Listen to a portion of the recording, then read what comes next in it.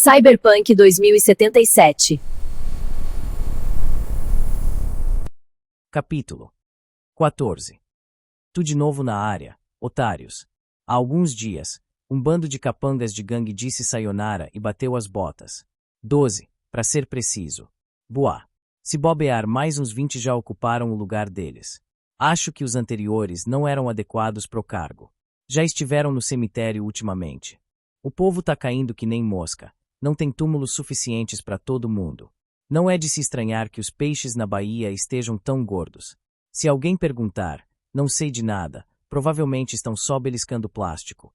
Só vê se presta atenção por onde pisa perto da água depois que escurecer. Não vou citar nomes, mas um maluco niilista me disse que nada disso, nada do que a gente faz, importa porque todos nós vamos acabar do mesmo jeito, mortos no fundo de um buraco. Bem, Arasaka tem algo a dizer sobre isso. Talvez você já tenha ouvido falar, o Relic. Quer viver para sempre como um holograma idiota. Fique à vontade. Eu prefiro morrer com um estrondo do que pagar uma fortuna para me trancarem numa digiprisão pela eternidade. Em outras notícias, outro prédio abandonado foi queimado até virar cinzas. Número de mortos: desconhecido. A mídia tradicional está calada, como sempre. Que surpresa! A reportagem ficou no ar por um dia antes de desaparecer silenciosamente. Quem quer que tenha morrido lá, os poderosos não querem que você saiba. Não acredito nem por um segundo que algum de vocês ficou triste lendo isso, seus cuzões desalmados. Mas eu fiquei. Vai passar num segundinho. Próxima postagem em breve. Fui. A placa na porta dizia Buiers e Sam. Ele tinha certeza de que queria entrar. Era uma batalha entre a curiosidade e o bom senso. Ou talvez fosse mais, o seu senso de dever. Não. Ele nem mesmo seria capaz de usar as informações que estava prestes a adquirir. Fingir ser um policial era um crime e qualquer prova que ele apresentasse ao tribunal seria invalidada pela regra da exclusão. Mas a curiosidade estava vencendo. Sempre vencia. O distintivo holográfico de Leon ainda não havia desaparecido completamente. O detetive entrou. Cheirava a suor velho e umidade. Leon colocou um chiclete na boca e começou a mastigar. Ajudou um pouco. Havia uma garagem à sua esquerda com vans estacionadas e conectadas à parede com vários cabos grossos. À direita, o escritório. Leon empurrou as portas de aço que se moviam silenciosamente com suas dobradiças novíssimas.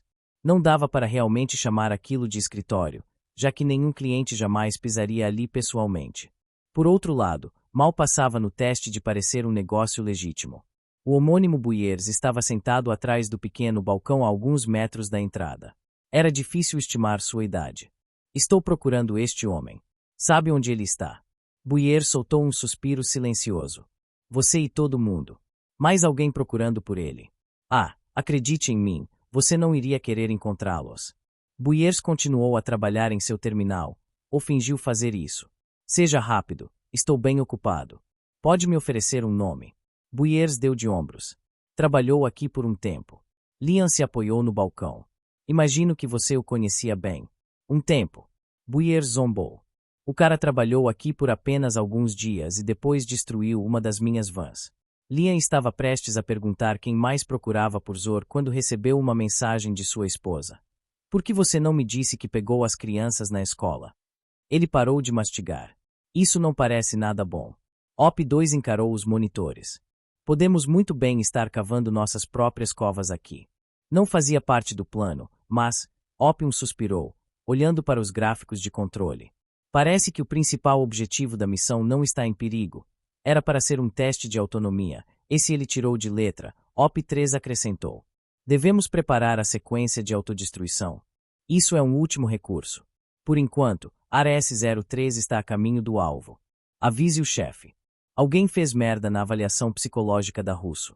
Eu disse desde o início que ela seria problemática. Instável demais. Não é problema nosso. Agora, avise ao chefe sobre o ARS-03. Até ele descobrir o que está acontecendo, já será tarde demais. Já é tarde demais. O que devemos fazer? Enviar um esquadrão atrás dele. Diga ao chefe que perdemos o controle de ARS-03. Agora. Embora fosse o mesmo céu, parecia um mundo diferente. O ar cheirava mais fresco, mais limpo. O subdistrito se orgulhava de seus baixos níveis de poluição. E havia as plantas, grama, arbustos e até árvores orgânicas de verdade. Não se via lixo, nem carros abandonados ou queimados à beira da calçada, nenhum morador de rua ou personagem suspeitos à espreita nas sombras.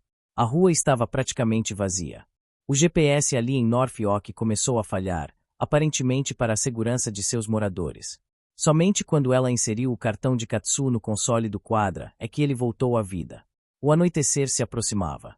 Perdido em seus pensamentos, Zor contemplava os olivais nas colinas que fingiam arrogantemente que o mundo não passava por um colapso ecológico.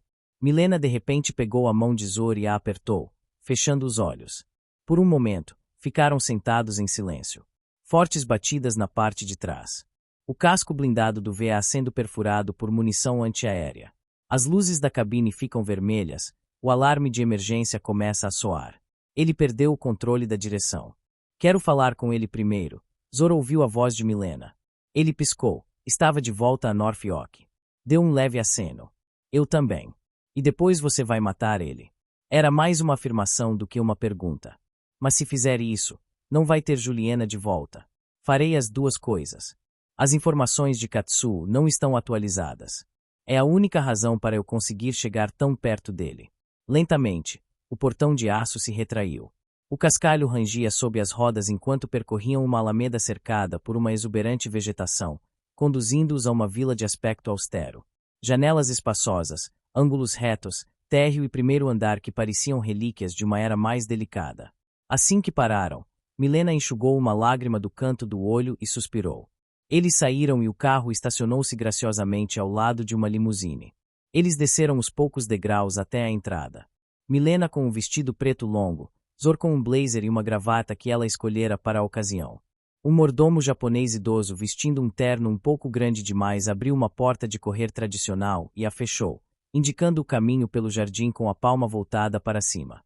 O estreito caminho de pedras negras parou após contornar a vila através da grama cuidadosamente aparada. Milena resistiu à vontade de tirar os saltos e sentir a grama entre os dedos dos pés. Quase implorava para ser pisada. A vegetação meticulosamente projetada e aparada parecia interminável, embora tudo fosse uma cuidadosa ilusão. Eles ouviram o zumbido da água enquanto o caminho os levava sobre uma ponte de pedra. Abaixo, um riacho borbulhante fluía para um pequeno lago com peixes imóveis. Sintéticos, talvez. Mais à frente havia um modesto bosque de bambus, ao lado dele, uma pedra e, do outro lado, uma grande e majestosa árvore de rododendro. Atrás dela estava um pavilhão de chá japonês tradicional em madeira, com as bordas de telhado curvadas para cima de maneira característica. Madeira de verdade, árvores de verdade. A extravagância de tudo aquilo era difícil de absorver, mesmo para Milena. Zor respirou fundo uma última vez e começou a esperar a noite seguir seu curso inevitável. O criado idoso deslizou a porta de treliça coberta de papel translúcido, revelando Katsuo dentro, que reconheceu a presença deles com um leve aceno de cabeça. Milena e Zor entraram em uma sala grande e quase vazia, com paredes parcialmente ripadas e um piso de madeira antigo, escurecido pelo tempo, sobre o qual foram colocados tatames. Katsuo estava ajoelhado junto à mesa baixa no centro da sala. Ele se levantou e ajustou seu terno preto. Obrigado por mudar de ideia e concordar em me encontrar. Ele fez uma reverência muito profunda. E obrigado, senhor, por acompanhar sua parceira. Zor cerrou o maxilar e sentiu uma gota de suor se formar em sua testa. Vendo Katsuo tão de perto, ele lutava para manter a compostura.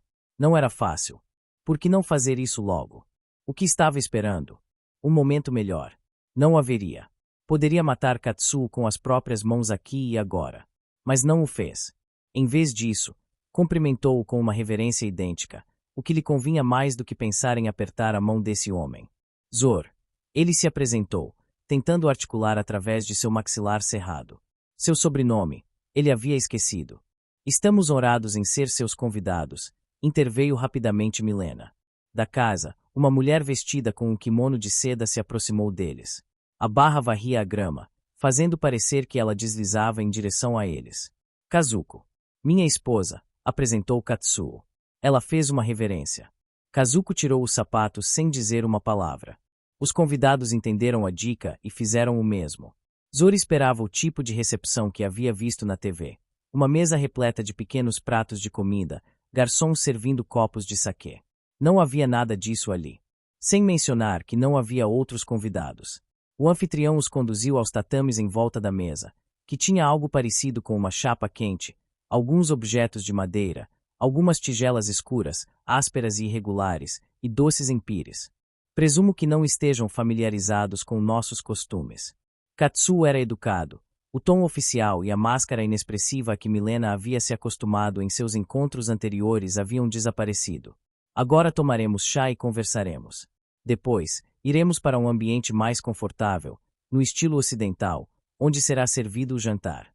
O criado trouxe algumas lanternas de papel e as pendurou no teto. A sala de chá ficou mais iluminada, destacando o tom âmbar escuro da madeira. O jardim ao redor deles caiu na penumbra. Atrás da cerca viva que separava o jardim da rua, o sol começou a se pôr. Kazuko preparou o chá. Os convidados tiveram a impressão de que estavam em uma peça teatral, onde Kazuko executava um ritual antigo. Primeiro, ela limpou todos os objetos da mesa com um pano vermelho.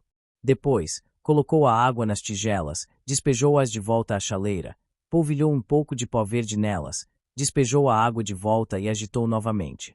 Como isso era diferente de apertar um botão em um alimentador do All Foods, pensou Zor. Ele se esforçou para não encarar o anfitrião. Durante todos esses anos, havia imaginado o encontro de maneira diferente.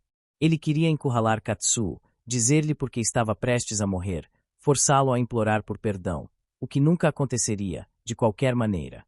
Katsuo tinha dignidade demais. Zor queria fazê-lo pensar por um momento. Refletir. Sim, Katsuo tinha que morrer. Ele pensou em Nicole e Brad, de cuja existência Katsuo nunca teve ciência.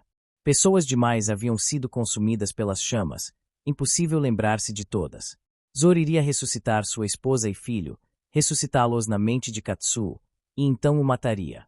Não se tratava de crueldade. Zor queria que esse criminoso de guerra soubesse o que fez para merecer seu destino. Kazuko levantou a tigela de chá verde fumegante e girou-a 2 vezes antes de colocá-la na frente de Milena. O chá marca um momento importante, disse Katsuo.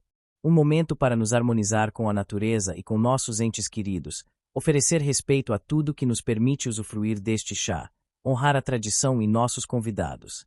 Ele se curvou para Milena e depois para Zor. Um momento para acalmar nossas almas. Algo me diz que esta não é uma dessas noites. Milena tomou um gole de seu chá. Há questões mais importantes do que almas em paz. Uma delas é o sucesso do projeto Aenéas. Milena olhou de Zor para Katsuo. O Aenéas deixou de ser confidencial. De modo algum.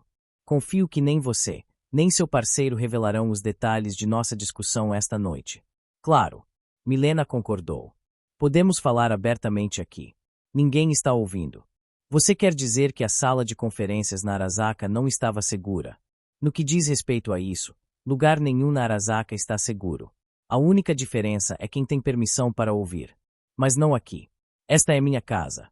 Eu estabeleço as regras. A irritação cresceu dentro de Zor. Não era irritação, era impaciência.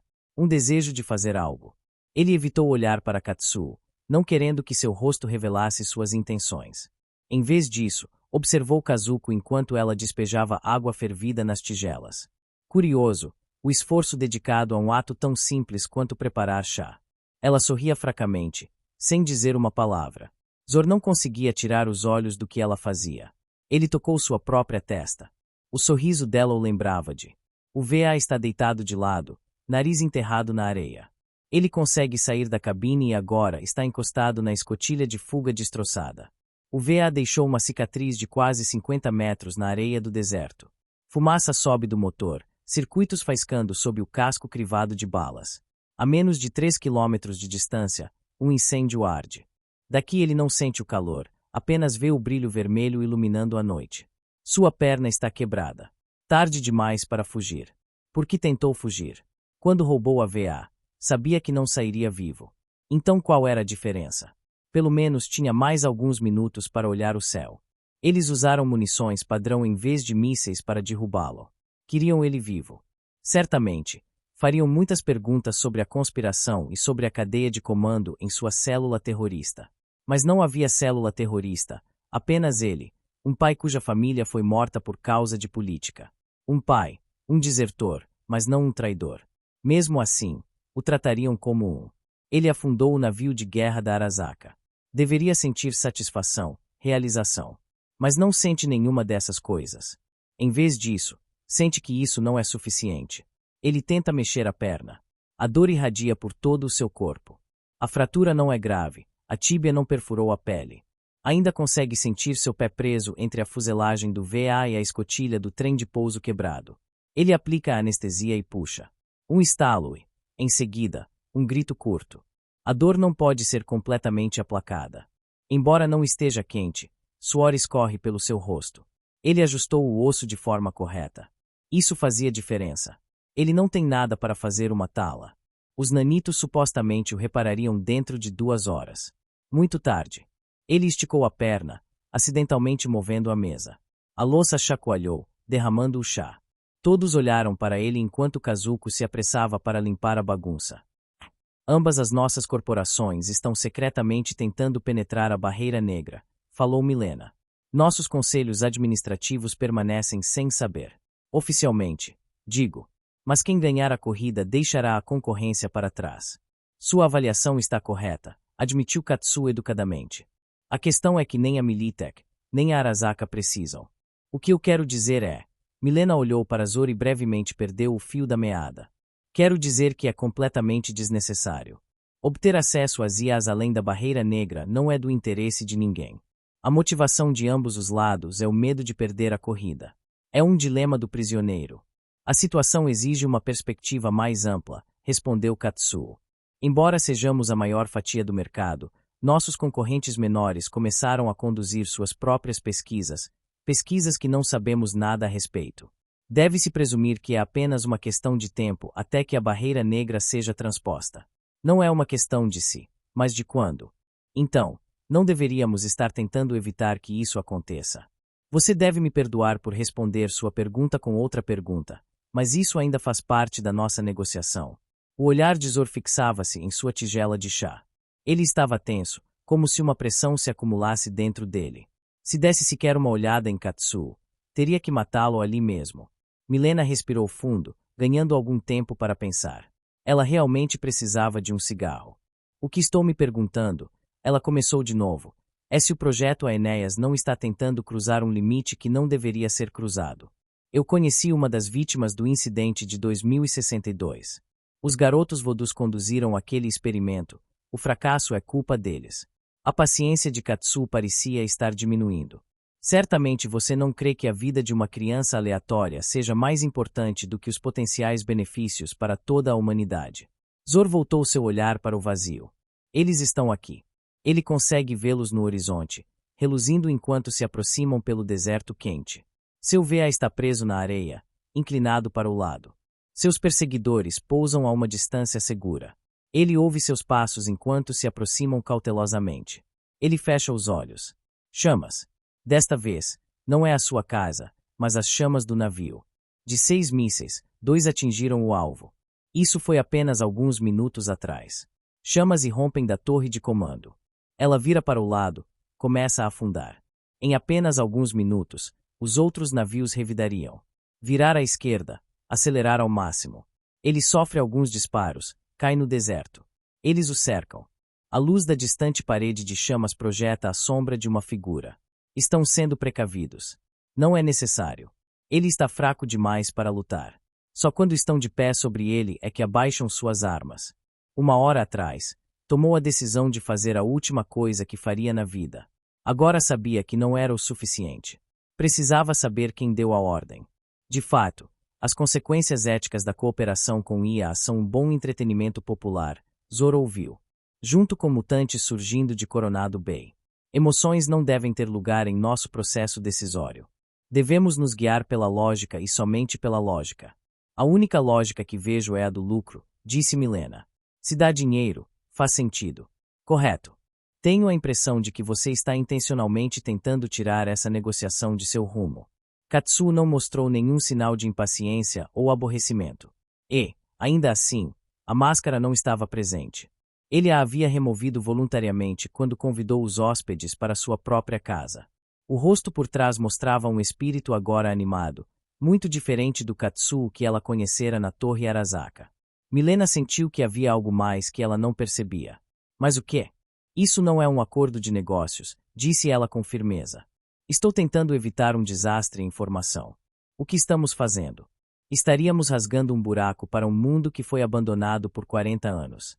Lar de inteligências que agora seriam completamente estranhas para nós. Eram estranhas desde o início, corrigiu Katsuo. Nós as criamos exatamente por esse motivo. Esse é o propósito delas, realizar tarefas que nós, humanos, somos incapazes de fazer. Por 40 anos, deixamos essas IAs evoluírem por conta própria. Sem supervisão, sem controle.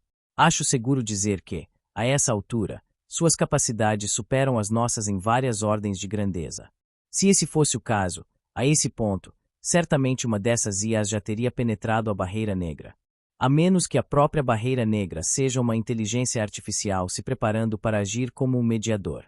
Exatamente o tipo de teoria da conspiração que é difundida na rede. Na realidade, essas IAs têm à disposição apenas a porção limitada do ciberespaço que cedemos a elas quase 40 anos atrás. Nenhum espaço novo foi criado. Também não há nenhuma porta dos fundos, nenhuma conexão física que leve diretamente para além da muralha onipresente que é a barreira negra. Se alguma evolução ocorreu, foi determinada por espaço e recursos limitados.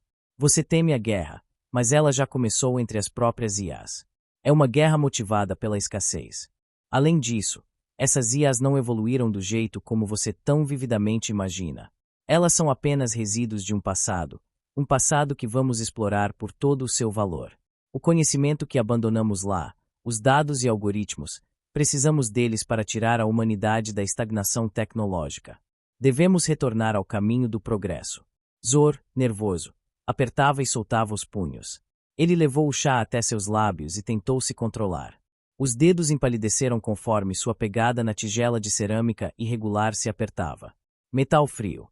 Braços batendo nas hastes de uma maca de hospital. Estão me empurrando por um longo corredor. Ladrilhos quadrados luminosos passam sobre minha cabeça em um ritmo uniforme. Lentamente, monotonamente. Algo treme.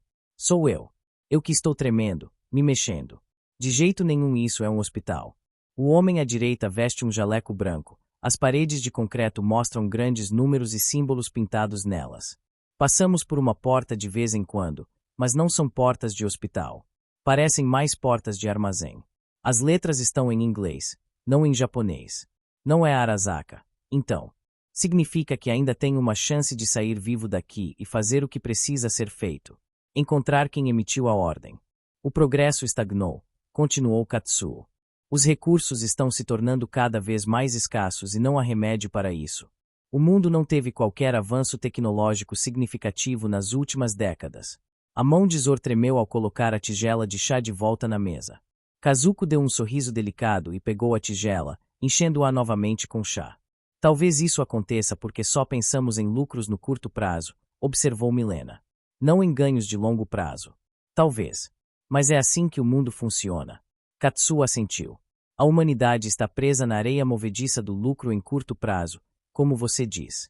Precisamos de uma potência forte o suficiente para nos tirar dela. Por que estavam ali? O que Katsuo planejava? Ela não tinha dúvidas de que o convite tinha outro propósito além desta conversa, mas não conseguia descobrir qual era. Não acredito nesse argumento. Milena não tinha escolha a não ser continuar jogando. Parece um lance de marketing, algo para as massas engolirem facilmente. Mas o objetivo ainda é o mesmo, lucro. O que estou dizendo é que essas tentativas secretas de atravessar a barreira negra pela Arasaka e pela Militech. Sua informação está incorreta. Katsuo a interrompeu. A abordagem da Militech não é a mesma da Arasaka. Sua equipe não tem trabalhado para encontrar uma maneira de atravessar. Ele fez uma pausa e encarou Milena, que tentou esconder sua surpresa o melhor que pôde. Em vez disso, há anos vocês têm trabalhado em sua própria inteligência artificial. É por isso que esta discussão está acontecendo. Zor levou a tigela que Kazuko lhe entregou até os lábios. Uma gota de suor escorria por sua têmpora. Você terá que explicar melhor, disse Milena calmamente. Como você mesma mencionou, o que está por trás da barreira negra nos supera em ordens de grandeza. Supondo que isso seja verdade, dentro de certas margens, precisaríamos de um mediador, uma inteligência que pudesse atuar como uma ponte entre nós e o que está do outro lado. A Militech já possui algo que podemos usar.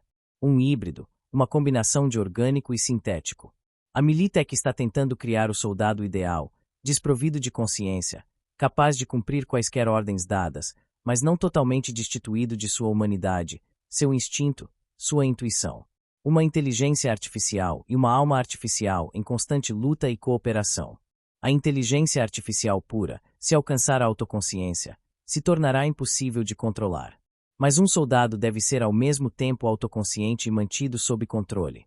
Já existem demasiados robôs irracionais e trilha-redes inadequados. Controlar uma inteligência artificial será possível na medida em que seja limitada pela emoção. É como empinar uma pipa. Ela não consegue permanecer no ar sem a mesma corda que a priva de sua liberdade. Solte a corda e a pipa cairá. Determinamos que tal híbrido, contrário ao seu propósito original, nos proporcionará a melhor chance de atravessar a barreira negra. Isso não é mais uma preocupação de negócios. Milena balançou a cabeça. Trata-se da segurança de toda a cidade, talvez até de toda a humanidade. Você está certa ao dizer que isso diz respeito a toda a humanidade. O projeto Aeneas é uma oportunidade para a humanidade se redimir.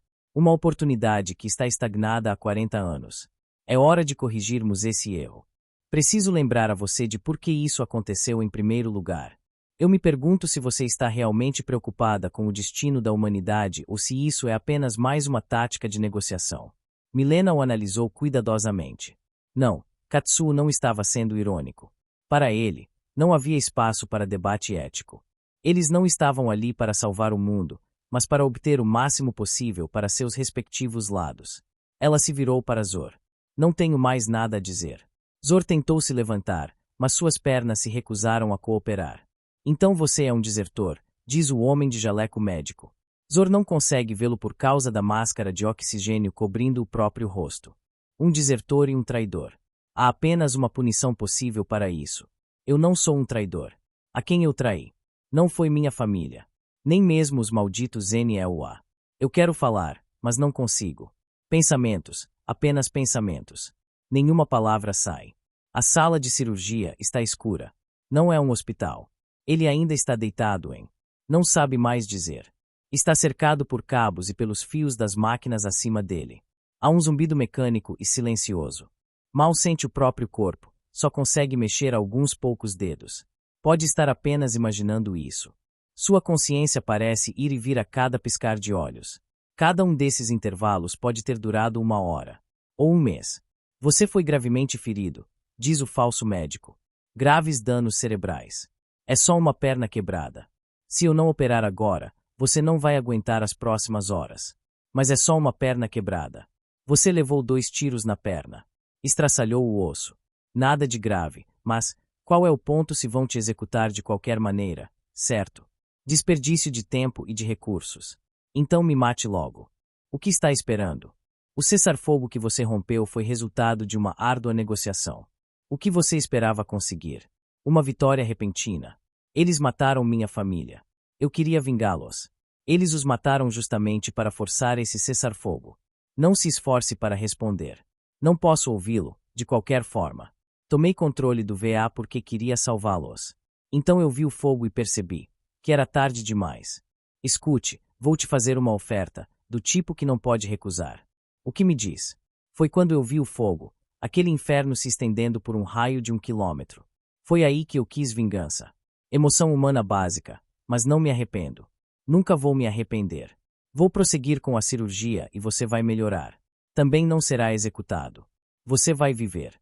Sei que não deveria fazer isso. Tecnicamente, eu deveria obter sua aprovação.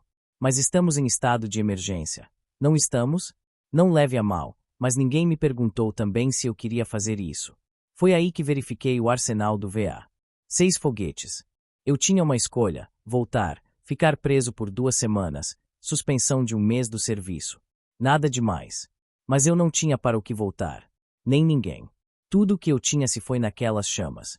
O que você acha? Acordo bem interessante, certo? Mas tudo tem um preço. Uma mão lava a outra. De qualquer forma, você está levando a melhor parte do negócio. Você fica vivo. Melhor estar vivo do que morto, não é? A mão de Zor congelou sobre a tigela. Apenas um segundo atrás, ele planejava esmagá-la no chão para criar algo afiado. Ele teria cortado a garganta de Katsuo, mas antes de ele sangrar até a morte, Zoro explicaria exatamente por que tinha que morrer. Em vez disso, ele olhou fixamente adiante, quando, por trás das lanternas, 4 soldados da Arasaka surgiram das sombras. Eu mencionei antes que você tem algo que quero, disse Katsuo a Milena, voltando sem esforço à sua máscara corporativa. Não se trata de possuir no sentido literal da palavra. Mas é graças a você que posso ter acesso a essa coisa. Eu não trabalho mais para a Militech, respondeu Milena. Eu não trabalho para ninguém. Talvez você devesse começar a trabalhar para si mesma. E você acha que eu te daria essa coisa? Milena o desafiou. Depois desta farsa. Você já deu. Katsuo levantou o olhar para Zoro. A cabeça de Zoro começou a girar. Devido aos danos, parte do seu cérebro se tornou essencialmente morta, diz o médico. Não. Eu só quebrei a perna durante a aterrissagem forçada, seu desgraçado. Talvez não completamente morta. Mas certamente estará em alguns minutos, quando eu retirá-la. Não faz diferença, suponho. Se eu vou cortá-la fora de qualquer maneira, poderia muito bem já estar morta. E de que adianta um cérebro meio morto? É quase uma profecia autorrealizável, não é? Por que você não me mata agora? Houve um tempo em que eu fazia coisas boas para as pessoas, e nunca parei de pagar o preço por isso. Vou te dizer o que vou fazer. Vou retirar a parte morta. Não precisamos estar à mercê de causa e efeito. Isso é uma fabricação do iluminismo. E quem se importa com o iluminismo hoje em dia? Morto, vivo. É só uma questão de semântica. Eu só quebrei minha perna. O que eu vou te implantar é uma tecnologia de ponta. O médico configura a maquinaria complicada. Então não reclama. Metade de Night City daria o cérebro inteiro por isso. Em vez de uma sentença de morte, está recebendo isso de graça. Eu nem sei por que estou explicando essas coisas para você. Provavelmente nem está me ouvindo mesmo. Também estou salvando minha própria vida aqui. Acho que isso me livra de quaisquer arrependimentos também. Não fica chateado comigo. Você vai viver, afinal. E vai esquecer. E eu vou pagar minha dívida. Bem, metade dela, mas é alguma coisa. Um passo de cada vez. O braço cibernético Zetatec de 6 dedos começou o seu procedimento. Zoro abaixou a cabeça. A quem poupar e a quem sacrificar? Ele avaliou a posição e as posturas dos soldados. Nos últimos segundos, analisou pelo menos 60 cenários diferentes. Nenhum deles incluía a sobrevivência de Zoro, Milena e Katsuo. Em 3 cenários, Katsuo morria devido a fogo amigo acidental. Em 30 deles, Milena levava um tiro fatal. Zoro morria em quase todos. Mas sua sobrevivência era irrelevante. Matar Katsuo era tudo o que importava. Mas talvez suas suposições iniciais estivessem incorretas. Se os soldados da Arasaka vieram pelo que estava em sua cabeça, certamente não o machucariam. Sua análise ajustada lhe deu 50% de chance de sobrevivência. Milena estava completamente imóvel. Zoro lançou a ela um olhar significativo. Ele sentiu um peso atrás de si, um cano de arma apontado para a parte de trás de sua cabeça. Se o dedo do soldado estivesse no gatilho, poderia disparar acidentalmente se Zoro estendesse a mão e agarrasse o cano. Não estava. O mundo ficou em câmera lenta de repente. Ao mesmo tempo em que Zoro puxava o rifle para a frente e pegava a empunhadura enquanto a arma girava no ar, Milena se jogava contra o tatame. Ele disparou uma série de tiros no soldado à sua frente. A saraivada de balas do soldado à direita atravessou o ar. Todos eles também tinham implantes de aumento de reflexo, só não eram tão avançados quanto os de Zoro. Ele se abaixou e rolou em direção ao soldado, chocando-se contra o homem enquanto se levantava e o agarrava por trás, usando como um escudo humano temporário. Zoro enfiou o cano da arma sob o capacete do soldado e puxou o gatilho. Ele ouviu o rugido baixo do crânio do soldado implodindo e o baque surdo da bala alojando-se no topo do capacete. O outro soldado já estava se levantando. Seu colete à prova de balas havia absorvido toda a força dos tiros de Zoro. Sem sorte da segunda vez. 2 tiros precisos acertaram as brechas de sua armadura, um no estômago e outro no ombro. O soldado caiu no chão, soltando o rifle. Zoro voltou sua atenção para aquele de quem havia tomado o rifle. Droga, havia mais um. Ele pulou para o lado. Uma das balas atingiu seu ombro esquerdo. Seu cérebro registrou a informação, mas não a dor. Finalmente estava levando tiros de verdade, mas ainda estavam tentando não o ferir gravemente. Fica abaixada. Ele gritou ao ver Milena levantando a cabeça em câmera lenta. Mais balas uniram pelas suas orelhas. Kazuko involuntariamente forneceu cobertura enquanto corria em direção à casa, bloqueando a linha de visão do terceiro soldado por uma fração de segundo. Sem mirar, Zoro ganhou algum tempo atirando no quarto soldado, forçando-o a desviar. Em seguida, com uma precisão diabólica, disparou através do kimono esvoaçante assim que ele revelou novamente o terceiro soldado. O chumbo atravessou a seda, no tempo em que Kazuko havia avançado mais 1 metro. O terceiro soldado já voava para trás, com sangue jorrando de seu pescoço. Desesperado, o quarto rolou para o lado em uma tentativa de contornar Zoro. Teria funcionado se Milena não tivesse agarrado sua perna, fazendo-o cair e imediatamente mirar no inimigo inesperado. Antes que ele pudesse fazer qualquer coisa, seu antebraço explodiu em uma nuvem de sangue. Clique. O rifle de Zoro estava vazio. Ele jogou-o para o lado e pegou outro de um dos soldados mortos. O quarto soldado tentou sacar sua pistola, mas foi impedido no meio do caminho por uma rajada de chumbo que despedaçou a lateral de sua armadura. Zoro largou o rifle e caiu de joelhos. Regeneração. Apenas alguns segundos. Tempo suficiente para se centralizar. Nada sério. Me mostra. Milena se ajoelhou ao lado dele e rasgou sua camisa.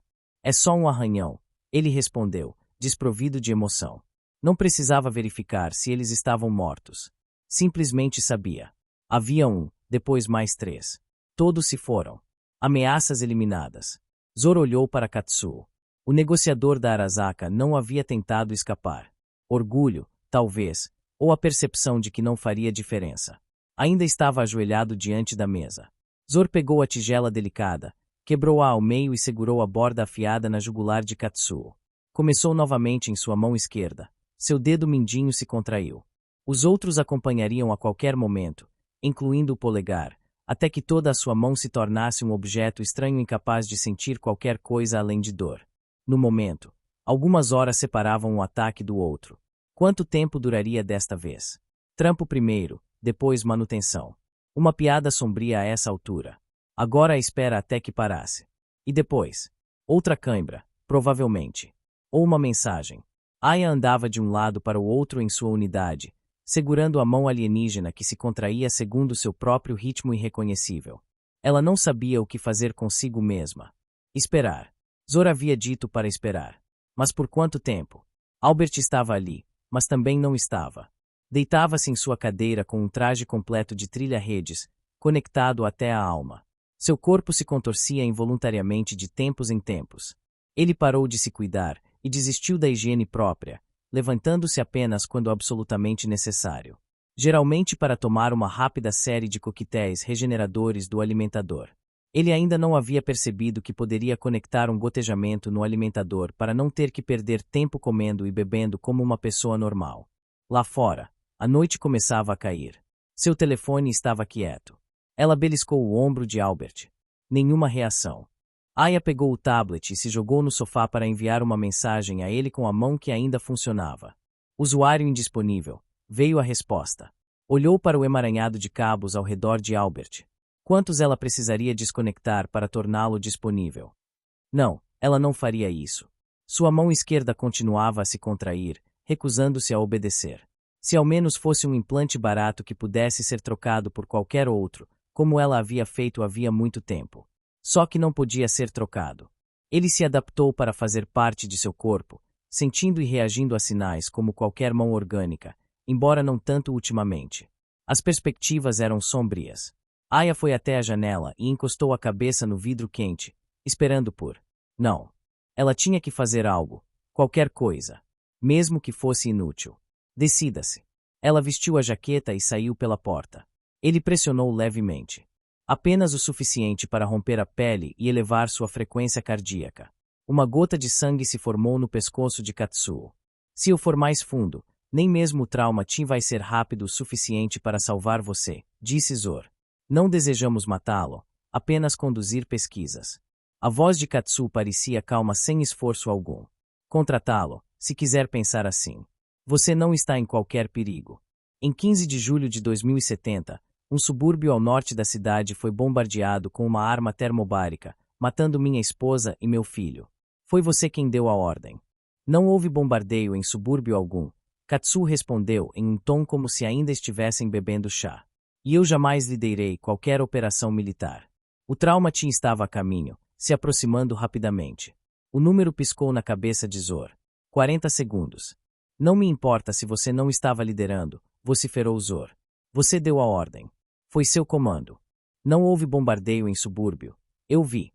Vi prédios inteiros pegando fogo. Por sua causa. Você diz que sabe que fui eu. Katsuo fez uma pausa. Posso perguntar como? A boca de Zor se abriu para responder, mas nenhuma palavra saiu. Ele não conseguia se lembrar. Eu só sei. Ele pressionou o pedaço de cerâmica mais fundo na pele até que mais sangue aparecesse. A Nicole e o Brad estão mortos e você vai pagar. Se não fosse por você, eu ainda teria uma esposa e um filho. Mas você não se importou.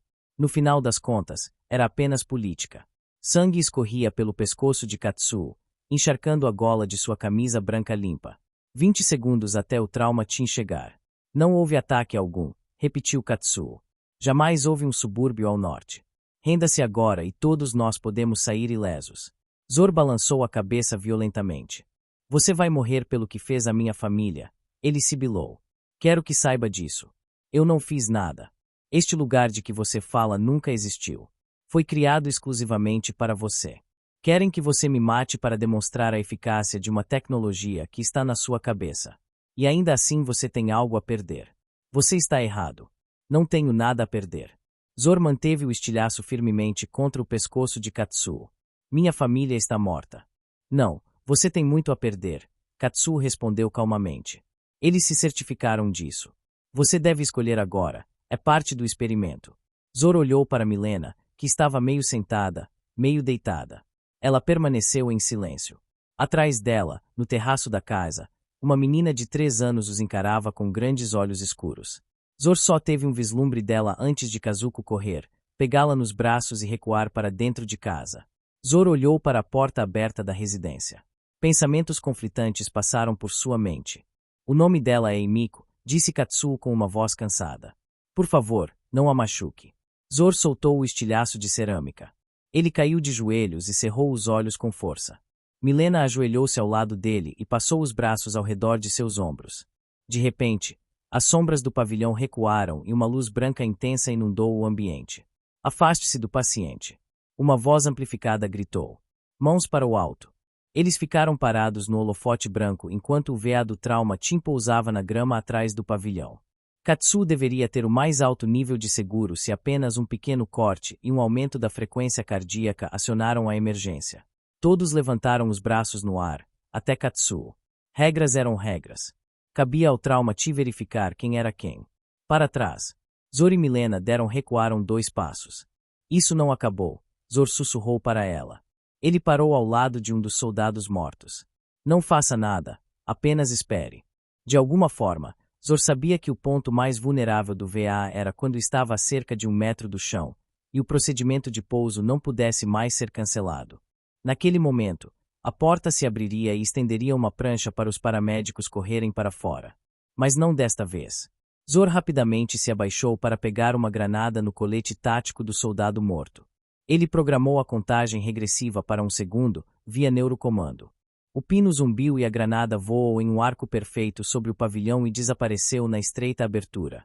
Houve um clarão e um estrondo abafado no interior. Estilhaços caíram na grama e fumaça saiu do VA. Zor correu até o VA pousando, respirou fundo e saltou para dentro, passando por cima da prancha semi-estendida. 3 paramédicos estavam no chão. Talvez sobrevivessem. Ou não. Não eram mais uma ameaça, isso era o que importava. A divisória parcial separando a cabine do compartimento de carga havia protegido o piloto da explosão, mas não o suficiente para evitar o choque. Zor apontou sua arma para ele e hesitou. Guardou a pistola e apertou o botão no peito do piloto, soltando o cinto. Agarrou-o pelo uniforme e arrastou-o para a grama. O piloto murmurou algo. Em alguns minutos recuperaria a consciência, mas até lá Zor já teria partido há muito tempo. Vamos! Gritou para Milena. Ela correu até ele e ajudou a arrastar o outro soldado para fora do VA. Katsuo levantou-se devagar. Vocês não vão sobreviver, disse a eles. Se ficarem aqui e se renderem, eu garanto sua proteção. Eles não escutaram enquanto estavam arrastando os outros para fora. Pegue as armas deles, disse Zor. Ele pegou pistolas, pentes e tudo que pudesse ser útil. Jay. O piloto apontava a arma para eles. Zor e Milena pararam. O piloto estava deitado na grama, a mão tremendo. Não tinha como errar dessa distância. Mas não atirou. Levantou lentamente a viseira. Jay, é você? O olhar dele penetrava Zor. Não continha ódio nem desejo de matar. Era uma expressão de pura surpresa. No final das contas, acabou sendo uma boa ideia manter o código-fonte do Tara. Com mais algumas melhorias e ajustes, as capacidades do programa pareciam à altura. Ele ter encontrado artigos da terceira biblioteca pública de Avon descrevendo as especificidades da arquitetura da Barreira Negra ajudou. O Taran deveria ser capaz de abrir a parede e segurá-la tempo suficiente para transferir um pacote de dados para o outro lado, lido e compilado por um software compatível com tecnologia de trilha-redes nível 3. Uma cópia digital de Albert. Mas o tempo estava passando. A bagunça que a gangue improvisada fez no esconderijo de Renner chamou a atenção de quase todas as facções da cidade. Os animais, a Maelstrom e os Valentinos estavam todos à espreita. Para não falar da Militech, que ainda estava atrás do container. E, por último, mas não menos importante, havia a polícia de Night City. De vez em quando, Aya perguntava a ele sobre o esconderijo da Maelstrom. Mais uma distração. Albert sempre dava a mesma resposta. A situação não havia mudado. Como tudo mais, na verdade. Juliana já devia estar morta. Preocupar-se com ela era perda de tempo. Lógica. É assim que as máquinas funcionam, no que a evolução da inteligência artificial se baseia. A evolução delas é consciente, uma construção interminável de si mesmas. De si próprias, não da próxima geração. Incapazes de reprodução biológica, estão livres para se modificar como acharem melhor, até alcançarem a perfeição. Albert percebeu que não precisava se preocupar com a forma como seria reconstituído do outro lado. A arquitetura, o sistema operacional, tudo mais. Não fazia diferença. As IAs o iriam receber de braços abertos como o primeiro em décadas a atravessar uma cortina feita do cai mais duro que existe. Ficariam curiosas a respeito de tudo o que ele sabia. Criar o sistema operacional para reconstituí-lo não levaria mais do que um estalar de dedos. Por assim dizer. O problema era o tempo. Já passava do meio-dia quando Albert percebeu que haveria uma janela segura de tempo dentro das próximas 12 horas. Mas depois do que Zor fez em North York, esse número caiu para 6. Ele tinha que agir rápido. Se ficasse, mais cedo ou mais tarde alguém o encontraria. Zor se endireitou e olhou para o piloto. Não havia nada que pudesse fazer. Ou ele ou Milena estava prestes a levar um tiro. O impasse durou alguns segundos. Então a arma escorregou da mão do piloto e sua cabeça tombou na grama. Para dentro, rápido. Zor foi primeiro. Milena mal conseguiu entrar antes que ele apertasse o botão para fechar a porta. Ele subiu até a cabine, sentou-se no assento do primeiro piloto e colocou o cinto. Olhou para a infinidade de interruptores e botões. A explosão havia danificado os circuitos do piloto automático. Zor desligou as duas telas principais exibindo sequências de erros e mudou para o comando manual. Felizmente, as funções eletrônicas mais cruciais do VA eram duplicadas com componentes físicos. Desnecessário para o Trauma Team, mas essencial para os militares. Milena sentou-se no assento do copiloto e colocou o cinto. Zor acionou uma série de interruptores em ordem. O procedimento de decolagem rápida levou menos de 2 segundos. Os motores emitiram um zumbido agudo, trazendo o VA de volta à vida. Paciente em trânsito, ele transmitiu via neurocomando. Trauma Team Platino. Solicitando via aérea de prioridade 1. Zor acrescentou o identificador do VA, que não correspondia ao número verdadeiro daquele VA, ou de qualquer outro. A verificação falharia, mas isso lhes daria alguns minutos antes de a farsa ser descoberta. Agora tudo o que tinham que fazer era seguir o mais rápido possível para o leste, em direção ao deserto. Antes que alguém tivesse tempo de reagir, já estariam fora do espaço aéreo de Night City. Ele te chamou de Jay, disse Milena, seus olhos procurando os dele. Vilas de luxo e jardins desapareceram debaixo deles. Não, eles não estavam indo para o leste. Quem é Jay? Não conheço nenhum Jay, respondeu Zor lentamente. Por um momento, pilotou o VA em silêncio. Me diga o que aconteceu 7 anos atrás, no norte. Em 15 de julho de 2070. Katsu estava dizendo a verdade. Milena hesitou antes de continuar. Arasaka não usou nenhuma arma termobárica em Night City. Não atacaram nenhum subúrbio ao norte. Nunca houve subúrbios ao norte. Milena fez uma pausa antes de finalmente perguntar. Quem é você, exatamente? Eu vi como você se move, como atira. Você não era assim lá em Arroio. Muito tempo atrás, eu removi tudo. Queria ficar na surdina, fazer o que precisava sem chamar atenção. Nenhuma dessas coisas deu certo. Ele apertou o manche com mais força. Nada disso era real, de qualquer forma. Capítulo 15. A insígnia holográfica piscava fracamente na penumbra dos becos. O Herrera preto saiu dirigindo sem pressa, o brilho das lanternas traseiras ficando cada vez mais distante. Estacionado torto entre as lixeiras, o motor do Supron velho ainda estava ligado, sua porta aberta. Leon observava enquanto as luzes traseiras vermelhas desapareciam ao virar a esquina. Ele abraçou os dois meninos ao seu lado. Você tá bravo. O mais velho olhou para o pai com incerteza. Andamos com seus amigos e fingimos ser gangers. Foi irado. Eles também vão buscar a gente na escola? Perguntou o mais novo. Não, respondeu Lia.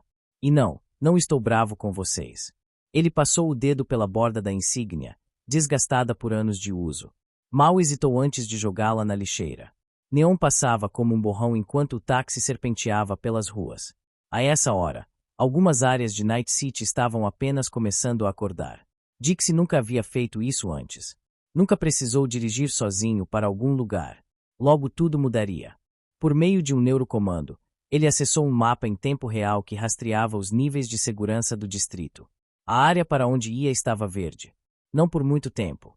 Noite do lado de fora do para-brisa, milhares de janelas iluminadas, neon, drones piscantes e VAs. Poderiam estar sendo seguidos por qualquer um deles e seria o fim. Tanto faz, tudo teria que acabar de um jeito ou de outro. A ideia de voltar à vida de Corp havia se tornado abstrata. Impossível. Ela não poderia, não depois de tudo que aconteceu. Sem Ron, nada fazia sentido. Zor calmamente pilotava o VA. Milena se preocupava com a ciberpsicose, mas ele não mostrava sinais disso. Nenhum vestígio do estresse extremo que haviam acabado de vivenciar. Ele só estava sentado lá, com as mãos no manche, em total controle. Como todos os VAs com o logotipo do Trauma Team, eles eram intocáveis. Por um curto tempo, ao menos. Ninguém tentou detê-los ou perguntar por que haviam desviado de sua rota sugerida. Não demoraria muito até que alguém suspeitasse que algo estava errado. Ou que Katsuo notificasse a segurança da Arasaka. Posso te deixar em algum lugar, sugeriu Zor.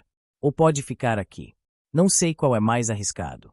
Você não vai sobreviver sozinho, disse Milena. Não sem o piloto automático. As chances são pequenas, e é exatamente por isso que você precisa de apoio. O prédio de fábrica reutilizado em Northside não parecia grande coisa, mas, como a maioria dos antigos edifícios industriais, tinha uma estrutura sólida. Outros ao redor haviam se deteriorado. Não foi por acaso que a Maelstrom escolhera esta área como sua base de operações. Tornava difícil entrar a pé, embora praticamente não houvesse defesa pelo ar. Entrar pela janela do escritório convertido no 20º andar deveria ser moleza. Zor parou o VA e o deixou pairando. Milena ligou o transmissor criptografado na cabine e mudou o canal. Albert, você está ouvindo? Disse ela. Você pode me enviar um programa para pilotar manualmente um VA? Sim. Não.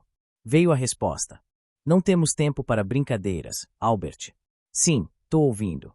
Não posso enviar. Em primeiro lugar, encontrá-lo demoraria um pouco. Em segundo lugar, levaria muito tempo para enviar através desta conexão. E em terceiro lugar, você não tem a cibernética para operá-lo. Bem, então estamos resolvidos, disse Milena. Quantos anos ela tem? 8, respondeu Zor. Zor olhou para a luz fraca vinda da janela da unidade.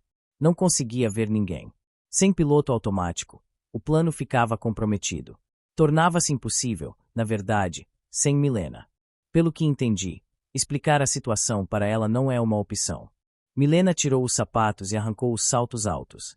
Vou só pegar ela e sair. Dum e os outros não estão lá, mesmo. Ela recolocou os calçados, que agora haviam se transformado em sapatilhas. Você vai ter menos de 1 minuto. Zor concordou. Antes que os outros percebam o que está acontecendo. O VA pairou a cerca de 500 metros do prédio. Eu dou conta. Ela rasgou a barra do vestido, que agora acabava logo abaixo dos joelhos. Não faço ideia de como ela vai reagir, admitiu Zor. Pode ser que você tenha que pegá-la à força. Esteja preparada. Eles se aproximaram do prédio lentamente. Milena desafivelou seu cinto e entrou na área do paciente. Ela prendeu um cinto com bolsos com pentes e um coldre para a arma em volta da cintura e o apertou. Depois pendurou um rifle no ombro. Não havia muito espaço para manobrar. Não atire se não precisar. Zor gritou da cabine. Esse é o plano. Milena se posicionou em frente à porta. Não é o meu forte, caso não tenha percebido. Ela não tinha muita experiência em manusear armas, mas ao menos sabia como soltar a trava de segurança. Zor estendeu a prancha de embarque do lado esquerdo e pairou mais perto da janela da unidade. Ele sabia que alguém lá embaixo estava prestes a descobrir o que acontecia. Deu uma leve guinada para a esquerda no volante e a ponta da prancha estilhaçou o vidro da janela. Milena levantou um pouco mais a barra rasgada do vestido e pulou pelo pequeno vão de alguns centímetros, caindo em um tatame macio e deslizando por cima de cacos de vidro e outras tralhas. Dum e companhia não eram exatamente do tipo organizado. Por toda parte estavam espalhadas latas vazias de scope, caixas, roupas e componentes de arma. O cheiro também deixava muito a desejar. O cômodo principal estava vazio. O barulho vindo de trás da janela dificultava a orientação. Milena ergueu seu rifle, meio agachada, dirigiu-se à porta à direita. Pelo menos era assim que os soldados e oficiais da Maquistak sempre se moviam. Pelo menos na TV e nas neurodanças. Seu vestido longo rasgado não conferia muita credibilidade ao seu novo papel, mas ela se sentia ainda mais deslocada do que aparentava.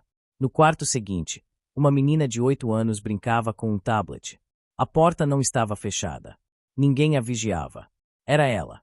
Cabelo escuro, magra. Milena nem sabia como deveria ser sua aparência. Juliana. Ela perguntou. Sem reação. Tiros abafados no lado de fora.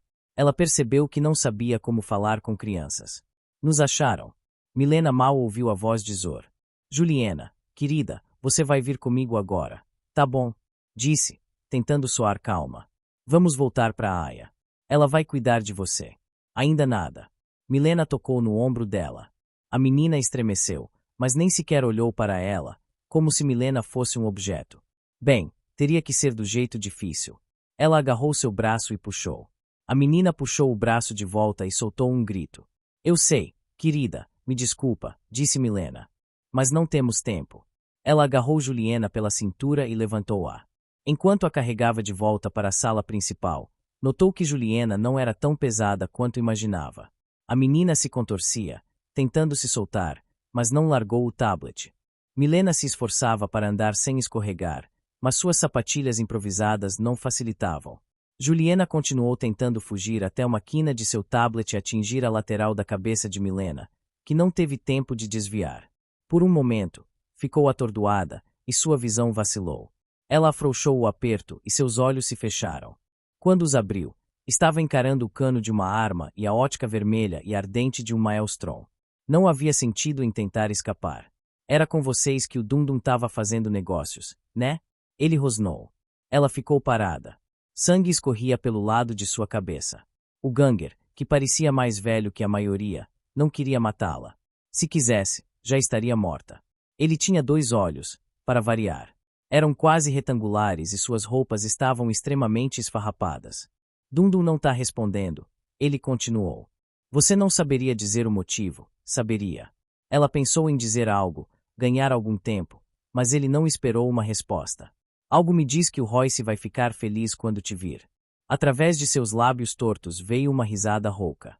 Vai ter que explicar a merda que rolou por lá. Apesar do barulho do motor do VA, ela ouviu alguns pares de botas no corredor. Então, era isso. Esse era o fim. Uma mulher magra vestindo algo parecido com uma capa correu para dentro da unidade. Seus olhos, todos os 4, eram mais escuros que os dos outros. Ela levantou a arma, mirou e atirou. Por via das dúvidas, atirou novamente. Não tinha 6 horas. Estava mais para 3. Houve um aumento acentuado de atividade na rede. Nenhuma notícia nos feeds oficiais, embora mídias independentes exibissem indícios de aumento da atividade do Trauma Team, da polícia de Night City e das patrulhas corporativas. Albert não deu muita atenção para isso. Estava esperando que fosse acontecer, só não tão cedo. O tempo estava passando. Agora ele tinha acesso a toda a rede de transmissores e receptores da área. Não eram os melhores, sem falar que não eram bem protegidos, mas estavam conectados à rede. Isso o ajudava a coletar dados, além de criptografar conexões e transmissões. O principal problema era a largura de banda. Se ao menos tivesse essas capacidades antes, não teria se metido nessa confusão. Pelo menos não tão rápido. Não adiantava apontar dedos agora, fosse para Borg, Varden ou alguém mais. Tinha que aceitar a situação. Isso era tudo que importava. Ele não podia impedir que as coisas acontecessem. Só podia evitar as consequências. Levou apenas algumas dezenas de horas para Albert entender as limitações do nível 3. Teve que realocar parte do poder de processamento da cópia de suas memórias. Infelizmente, isso significava que seu clone digitalizado seria menos preciso. Não podia fazer nada a respeito disso. Ainda assim, ele estava pronto. Estaria mais pronto em 1 hora, ainda mais em 2. Tudo indicava que o programa que copiava sua memória nunca terminaria seu trabalho. Deixado à própria sorte, tentaria aperfeiçoar o retrato digital de Albert por toda a eternidade. No entanto, a eternidade não era um prazo aceitável, tampouco poderia admitir mais uma concessão e simplificação de seu clone digital. Estava bom o suficiente. Estava pronto. Ainda havia uma grande questão sobre como ele transferiria tudo isso. Sozinho. Ele ainda não tinha o poder de processamento para atravessar a barreira negra. Logo isso mudaria. Milena assistiu em choque à queda do corpo do velho Maelstrom. Segurando uma pistola, a mulher da capa bateu no botão para fechar a porta. Seu braço esquerdo estava dobrado no cotovelo em uma tipóia improvisada. Ela removeu a máscara que se assemelhava àquelas vendidas nas barracas de Kabuki. A camuflagem tinha funcionado, já que havia chegado até ali. Ela estava mancando da perna esquerda. Juliana. Aya guardou a pistola e se ajoelhou ao lado da criança sentada contra a parede. Ela deu-lhe um abraço rápido, embora a menina não reagisse. Como você chegou aqui? Milena perguntou, perplexa. Este corpo ainda tem alguns truques na manga. Aya gentilmente pegou a mão de Juliana e se levantou. Não havia tempo para explicar. A menina se deixou ser conduzida pela mão através da janela quebrada. Ainda segurava o tablet. Eles vão nos derrubar. Zor gritou de dentro do VA. Durante todo esse tempo, ele havia mantido o VA em uma posição estável manualmente. Os baques regulares e abafados na porta do corredor significavam que logo teriam companhia. Milena correu pela prancha de embarque e saltou para o VA, tropeçando ao pousar. Aya estendeu a mão para Juliana, mas ela recusou. Não havia tempo para convencê-la. Ainda segurando a arma, Aya a levantou pelo antebraço. O tablet escorregou da mão da menina e caiu em cima dos pedaços de vidro no tatame. A mão trêmula de Aya mal conseguia manter o controle. Ela sabia que não aguentaria por muito mais tempo. Superando a dor, dirigiu-se à porta do VA. Vai! Ela gritou para Zor. As cãibras se intensificaram. Sua perna esquerda parou de funcionar e dobrou-se, torta, fazendo-a perder o equilíbrio e desabar enquanto estava na prancha de embarque. Zor não podia fazer manobras bruscas com o VA, do contrário Aya cairia. A saraivada de balas atingindo a parte inferior do VA estava ficando mais intensa. Felizmente, a maioria das armas leves não causava danos. Mas, sem dúvida, a qualquer momento poderiam ferir ou matar Aya. E provavelmente estavam preparando algo maior para usar lá embaixo. As portas da unidade finalmente cederam. 3 ou 4 integrantes de olhos carmesim da Maelstrom irromperam, atirando, mas errando o alvo na medida em que o VA começava a lentamente se afastar da janela. De repente, Juliana correu de volta em direção ao prédio, passando por cima de Aya. A lacuna entre o limite da prancha em ascensão e a janela estava aumentando. Juliana. Não. A mão de Aya agarrou a borda da prancha. Se soltasse, ela cairia. Juliana não viu o abismo entre a prancha e a janela, ou não lhe deu importância. Em 2 pulos, ela alcançou a borda. Aya estava prestes a soltar seu aperto para agarrá-la, mas, no último milissegundo, decidiu não fazer isso. Juliana tinha uma chance de atravessar a lacuna e qualquer tentativa de impedi-la poderia acabar mal para ambas. 2 tiros no casco do VA atrás dela, faíscas. Ela não soltou nem gritou, mas também não tinha forças para se puxar para dentro. Mais tiros, invólucros de plástico estourando dentro do VA. Os gangers da Maelstrom estavam na unidade agora, capazes de mirar. Juliana. Aya sussurrou, depois gritou para Zor. Volte. Zor não podia voltar. Seria o fim para todos eles. Entre. Agora. Milena. escondida atrás do casco, disparava tiros cuidadosos da direção dos Maelstrons que estavam atrás da janela quebrada do prédio. Não tão precisos, já que ela tinha que mirar bem acima da cabeça de Juliana. Você vai ser atingida. Eu não consigo. Meu braço. Milena jogou seu rifle de lado, deitou-se de bruços e se inclinou para fora da porta, segurando o braço de Aya enquanto as balas passavam zunindo por elas. Não sou forte o suficiente. Milena gritou enquanto tentava puxá-la para cima. Zor manteve o VA estável, empenhando-se em afastá-lo do mar de chumbo. Drones começaram a encher o céu ao redor deles. Se segurem! Gritou. Vou pousar em algum lugar. Na medida em que Zor girava o manche, o VA se inclinava, fazendo Milena deslizar em direção à beirada da prancha enquanto segurava a Aya. A algumas dezenas de metros abaixo deles, os carros rastejando pelas ruas pareciam miniaturas. A Maelstrom continuou disparando. Afinal, o VA era um alvo fácil. Seu casco blindado não conseguia parar todas as balas, e algumas atravessavam, estilhaçando o revestimento interno e deixando buracos nas paredes. Não consigo segurar mais. Os dedos de Milena começaram a escorregar. Ela nunca havia feito qualquer implante para aumentar a força. Zor não podia tirar as mãos do manche. Pousar o VA era tudo o que seria capaz de fazer, seja no telhado ou no chão. Mas não havia tempo para isso. Ele inclinou o VA para o outro lado. Temos que voltar. Aya gritou para trás de si. Juliana caminhou sobre o vidro quebrado e em direção aos Maelstrons que se aproximavam. Aya não conseguia acreditar no que via. A garota levantou uma mão como se sinalizasse aos gangers para que parassem de atirar. E eles pararam, embora Juliana não tivesse dito uma palavra. Em seguida, abaixaram as armas. Aya sentiu algo puxando sua cintura. Milena a havia agarrado pelo cinto, mas não tinha força suficiente para puxá-la. Dentro do prédio, Aya observou enquanto uma mulher de 6 olhos colocava a mão no ombro de Juliana. Os olhos de Aya se encontraram com os dela, que assistiam silenciosamente ao VA se afastar. Aya içou sua perna pendurada de volta para a prancha de embarque. A superfície estava coberta de um líquido escuro e espesso. Milena tossiu e agarrou o pé de Aya com as 2 mãos, puxando-a com toda a força. Ambas se arrastaram para o compartimento de carga. Aya começou a soluçar. Dixie saiu do táxi. Ele não gostava muito dessa área. Não porque os postes de luz quebrados proporcionavam uma cobertura natural de escuridão para qualquer indivíduo suspeito que pudesse estar à espreita nas proximidades, mas porque ele havia chegado lá sozinho. Ele estava sozinho. Os poucos pedestres ao redor não lhe deram atenção. Os carros passavam por ele como em qualquer outro lugar de Night City. A maioria das lojas já estava fechada. Dixie se dirigiu à entrada. A câmera provavelmente não funcionava, mas iria verificar mais tarde. Só para ter certeza de apagar qualquer filmagem. Estava prestes a desparafusar a caixa do interfone, mas então colocou a mão contra a porta. Ela se abriu com um leve empurrão. A tranca estava quebrada, e ninguém se dera ao trabalho de consertá-la. Isso facilitava as coisas. Quanto menos rastros, melhor.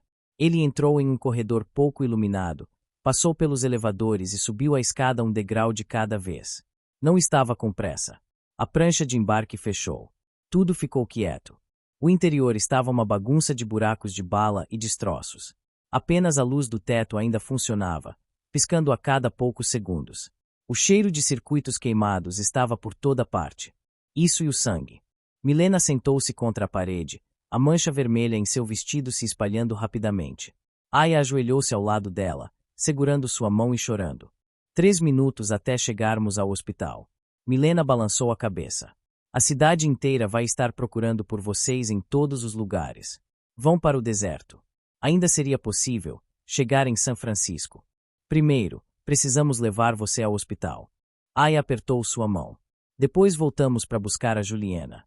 Ela tomou a própria decisão. O deserto é sua única chance. Juliana não sabe o que está fazendo. Não vamos deixar ela para trás. Nem você. Não sei como, mas eles encontraram uma maneira de entrar na cabeça dela. Milena pegou um cigarro junto com sua piteira e o acendeu. Ou melhor, de libertá-la. Parece que ela encontrou seu lugar na terra. Exalou e tossiu. Sabe o que é irônico? Eu deveria ter cobertura do trauma. Ela deu algumas baforadas curtas de fumaça violeta. Todos esses implantes para que eu pudesse ter uma vantagem no mundo corporativo. Milena tossiu. Sem mencionar a memória dedicada, análise psicológica e modificações de empatia que somam uma fortuna. E ainda todas aquelas porcarias para me fazer parecer mais jovem. Nanitos que alisam rugas. Os inúmeros procedimentos estéticos. Eu poderia ter nanitos cirúrgicos me remendando agora. Ela deu de ombros. Talvez seja melhor assim. Vamos te consertar rapidinho. Com os melhores cirurgiões de Night City.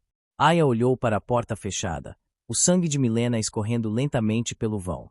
Fechou os olhos. Não deveria ter sido assim. Você vai sobreviver, disse com firmeza. Pra quê? Sem ele, aquele bêbado mentiroso. Sem o homem mais gentil que já conheci. Estava ficando difícil para Milena manter os olhos abertos. Bolhas se formavam a partir da ferida em seu peito, estourando e liberando fiapos de fumaça. Para que viver? Para continuarmos vivas. Vamos para São Francisco, levamos o container conosco. Vamos começar do zero. Nem sabemos o que tem dentro. Se sequer vale alguma coisa. Metade da cidade se matou por causa daquela caixa de metal. Tem que valer alguma coisa. Aguenta firme, vamos te levar com a gente. Vamos sair do radar, esperando a poeira baixar. Depois voltamos para buscar a Juliana. Não lembro quem disse isso. A respiração de Milena estava fraca. Uma vida sem riscos não vale a pena ser vivida. Se você não arrisca a sua vida, então, você é só um morto ambulante. Aya fechou os olhos. Lágrimas escorriam por suas bochechas cobertas de poeira. Eu nunca te contei o que Varden sabia sobre mim, Milena disse em um sussurro. Como ele me meteu nessa confusão. Fechou os olhos. Naquele momento, parecia que não terminaria de falar, que nunca diria outra palavra. Para sua surpresa, conseguiu respirar fundo. Você não precisa contar, se não quiser, Aya respondeu. Só fique acordada, estamos quase lá. Ninguém me forçou. Milena tentou levar o cigarro aos lábios. Sua mão chegou até a metade antes de cair em seu colo. Eu só queria me sentir viva. Para atravessar a barreira negra, primeiro era preciso encontrá-la. Mais fácil falar do que fazer. Não era uma barreira física, o que significava que não estava localizada em um lugar específico. Fazia sentido. Ninguém poderia te causar dano através da rede se não pudesse te localizar. Albert aprendeu isso da maneira mais difícil depois que a Maelstrom o rastreou. E embora não estivesse convencido de seus últimos métodos, ninguém havia conseguido encontrá-lo desde então. Usando seu equipamento de nível 3, Albert desencadeou uma horda de programas na rede cujo único propósito era tentar violar o protocolo de qualquer sistema de segurança que encontrassem. Alguns de fato conseguiram, mas esse não era o objetivo. O mais importante era como os sistemas reagiam. Se a resposta fosse rápida e eficiente, provavelmente tinham esbarrado em uma fortaleza de dados corporativa ou nas atividades de outro trilha-redes bem protegido. Mas havia algumas medidas de defesa que correspondiam ao que Albert sabia sobre o funcionamento da barreira negra. Seus sistemas, por exemplo, tentariam rastrear a fonte do ataque e plantar iscas disfarçadas como pontos de acesso. Claro, os Daemons não transmitiam dados de volta para o próprio Albert, ou para qualquer fonte específica. Em vez disso, despejavam os dados brutos em um feed de BBS. Depois, tudo o que precisava ser feito era peneirar os dados usando uma conexão não criptografada. Se alguém quisesse rastrear o culpado, teria que vasculhar centenas de milhares de usuários comuns. Para cada Daimon que encarou essa reação, Albert encontrou mais um alvo para o Tara. Centenas deles. Embora a estrutura da barreira negra fosse descentralizada, seu ponto de acesso à rede seria crucial.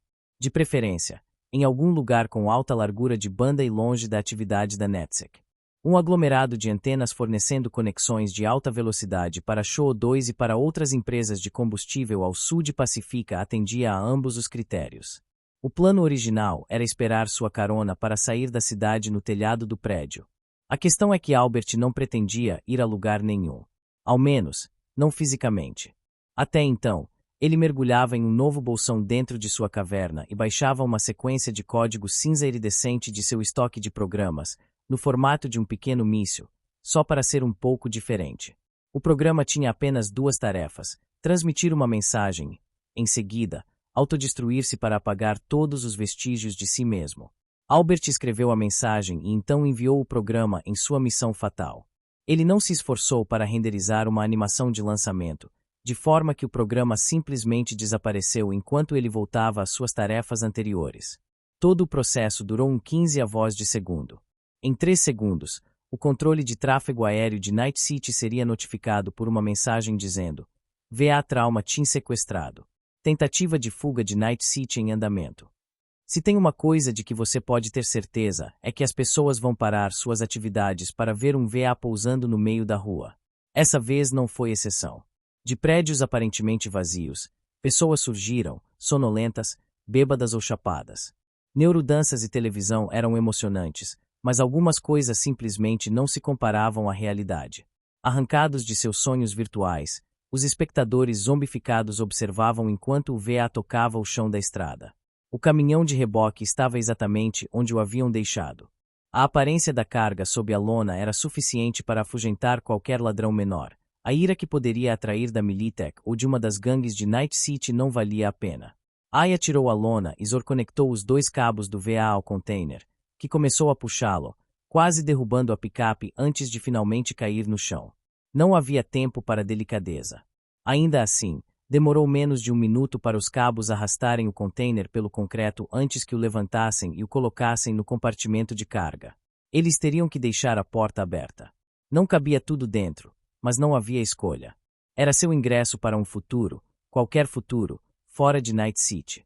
Precisamos nos esconder em algum lugar, disse Aya. Depois voltamos para buscar a Juliana. Zor balançou a cabeça. Não podemos ficar em Night City. Ele abriu um painel na cabine e arrancou um dispositivo escondido dentro dele. O transponder. Mas temos que encontrar um jeito. Ela está mais segura com a Maelstrom. Zor colocou as mãos nos ombros dela e a encarou nos olhos. Todos estão procurando por nós. Ninguém está procurando por ela. Mas eu não posso simplesmente deixá-la. Escuta. Minha vida inteira acabou de virar de ponta cabeça. É como se eu tivesse perdido minha esposa e meu filho pela segunda vez, exceto que agora tudo se foi, até mesmo minhas memórias. Memórias falsas que implantaram no meu cérebro. Ele escondeu o rosto nas mãos. Aya lhe deu um abraço apertado. Eu nem sei mais quem sou de verdade. Zor se endireitou. Mas sei que é isso que preciso fazer. Para salvar o que é real. Para salvar você e eu, nós dois. Não faço ideia de como chegaremos em São Francisco. Há uma chance de que não abram fogo contra nós na zona desmilitarizada, já que estamos voando em um veículo médico. Depois de algum tempo, quando pararem de procurar por nós, voltaremos para buscar a Juliana. Prometo. Ela vai ficar mais segura por aqui. Ele omitiu a suspeita de que Juliana nunca desejaria deixar a Maelstrom. Agora não era hora de falar isso para Aya. Talvez ela já soubesse também. Mas eles tinham coisas mais importantes para se preocupar. Ele terminou de prender o container com as cintas. O container cinza ultrapassava o limite da traseira por quase 1 metro. Ele olhou os programas do VA, metade dos quais relatavam mau funcionamento. Reiniciou o sistema. O visor de navegação acendeu em vermelho, exibindo texto junto com uma voz automatizada que dizia: o espaço aéreo de Night City foi fechado. Por favor, direcione seu veículo para a zona de pouso mais próxima. O quê? Aya se inclinou sobre a tela, incrédula. Ela podia sentir sua outra perna gradualmente ficando dormente. Albert. Zor ligou o canal de comunicação. Largue o que está fazendo e suba até o telhado agora. Vamos nos encontrar lá em 30 segundos. Não é tempo suficiente, respondeu Albert. Preciso de alguns minutos. Nós não temos alguns minutos. Preciso guardar meu equipamento de trilha-redes e mais algumas coisas. Não vai precisar disso se estiver morto. Eles fecharam o espaço aéreo de Night City. Todos os VAs estão prestes a pousar. Vão nos rastrear em segundos. Silêncio. Se o piloto automático estivesse funcionando, ele já teria nos pousado. Zor disse a si mesmo e depois se virou para a Aya. Como você está? Aya balançou a cabeça. Não sinto minhas pernas, respondeu. O maxilar de Zor se apertou.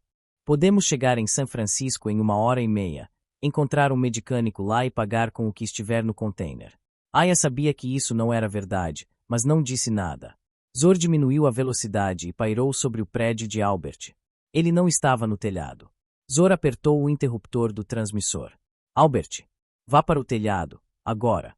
Cada vez mais luzes de navegação desciam do céu. Não vai mudar nada, respondeu Albert calmamente. O bloqueio significa que, em alguns minutos, drones vão abrir fogo contra qualquer coisa que se mova. Temos que pelo menos tentar. Não vamos sobreviver se ficarmos aqui. Pode haver outro jeito. Posso guiá-los daqui. Como? Você não vai conseguir contornar o sistema de defesa aérea. É de grau militar. Talvez não, mas posso fazer interferência por um tempo. Só preciso que me dê acesso ao ARS-03. ARS o quê? Do que diabos você tá falando? É um dos seus implantes. Tem um monte de poder de processamento. Posso usar isso para nos dar algum tempo. Eu não. Zor balançou a cabeça. Não sei como fazer isso. Não tenho nem acesso à configuração da minha cibernética. Concentre-se. Deve haver um protocolo de emergência. Sempre há. A torre de cubos verdes subia mais alto do que qualquer um de seus pilares de código.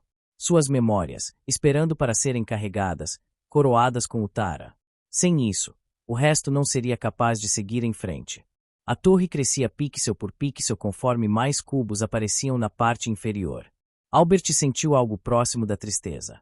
A qualquer minuto, o processo teria que ser interrompido. Não, ele se corrigiu. A cópia estava pronta. O resto era apenas enfeite. E se tudo o que tinha lido, todo o conhecimento que adquirira não fosse verdadeiro? E se Zor realmente não tivesse acesso ao ARS-03? Ele não o controlava, isso estava claro. Funcionava de forma independente, removendo pensamentos desnecessários da mente do soldado. Dúvidas. Mas uma situação de emergência pedia medidas de emergência. Se isso não funcionasse, tudo estaria perdido. Não havia plano B. Tudo o que Albert havia sentido até ali não era nada em comparação ao que sentia agora. Emoções de outro calibre, todas misturadas. Talvez as últimas emoções novas que jamais sentiria. Estava completamente à mercê de outra pessoa, o que era o fator mais aleatório de todos. Algo que ele sempre se esforçou para evitar. Pacifica. Abaixo deles, apenas algumas luzes, um punhado de fogueiras em latas de lixo. Quase nenhum anúncio. Outros VAs e até aerozeppelins estavam descendo, sendo substituídos no céu por drones de patrulha. Avisos cada vez mais altos vinham do sistema de propulsão do VA. Toda a cabine piscava em vermelho.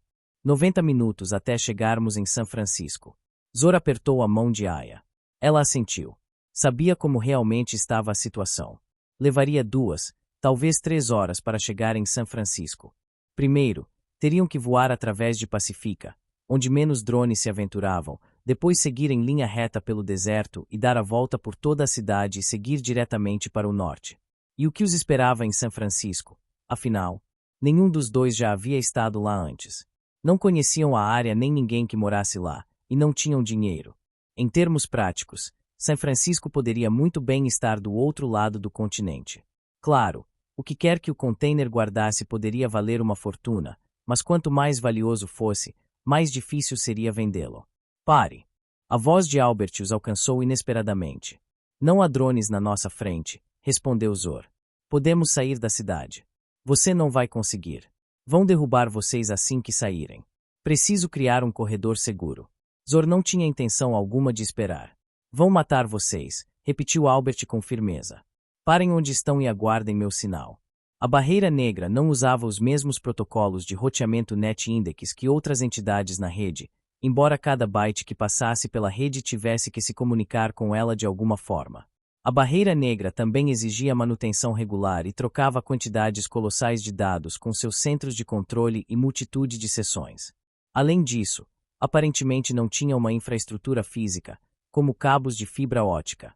Ela usava fluxos de dados isolados e criptografados dentro da rede padrão, inacessíveis ao usuário comum, mas havia maneiras de chegar até ela. Como o ARS-03. Tudo dependia de o ARS-03 permanecer tempo suficiente dentro do alcance da antena, dando ao Taran tempo suficiente para atravessar a barreira negra e transferir sua carga de dados. Uma luz vermelha piscando no céu girou e desceu em um arco até atingir uma altitude de 50 metros. Ela se dirigiu direto para eles a partir da baía. Albert! Gritou Zor. Qual é o plano? Estou trabalhando nisso. Zor bateu com o punho no painel. Já poderíamos estar longe daqui. Vão nos derrubar de qualquer maneira agora. O drone corporativo parou a poucos metros do VA e ficou pairando lá. O ataque era grande e ousado demais para passar despercebido. Albert não se preocupou em criptografar a transmissão para mascarar sua origem, o que apenas tornaria a transferência mais lenta. Todo o poder de processamento tinha que ser voltado para a transferência dos dados e para manter a conexão aberta até que todos os pacotes de dados chegassem ao outro lado. O Ares-03 seria então identificado como a fonte do ataque, mas isso era irrelevante. Milhares de Tarans se espalharam pela rede, ainda mais do que isso à medida que se infiltravam por conexões discretas entre redes aparentemente separadas. Eles atacaram todos os pontos predefinidos espalhados pela rede. Segundos se passaram, mas nada aconteceu. Albert estava começando a ficar irritado. Se isso demorasse mais, a segurança da barreira negra se atualizaria, alteraria sua forma e o Taran se tornaria obsoleto. O drone Arasaka pairava à frente deles contra um céu negro. O brilho da cidade não alcançava mais adiante. O drone exibia mensagens holográficas que não deixavam dúvidas sobre suas intenções. Albert. O drone parou de exibir mensagens. Simplesmente pairou lá, canos de arma visíveis, uma luz de polícia azul pulsando ao lado de luzes de navegação vermelhas. Aya estendeu sua única mão funcional para Zor. Ele a segurou e apertou com força. O drone poderia abrir fogo a qualquer momento. Albert. Chamou Zor. A gente precisa muito da sua ajuda agora. Sem resposta. Quando um drone mostra as suas armas, isso significa que você está na merda.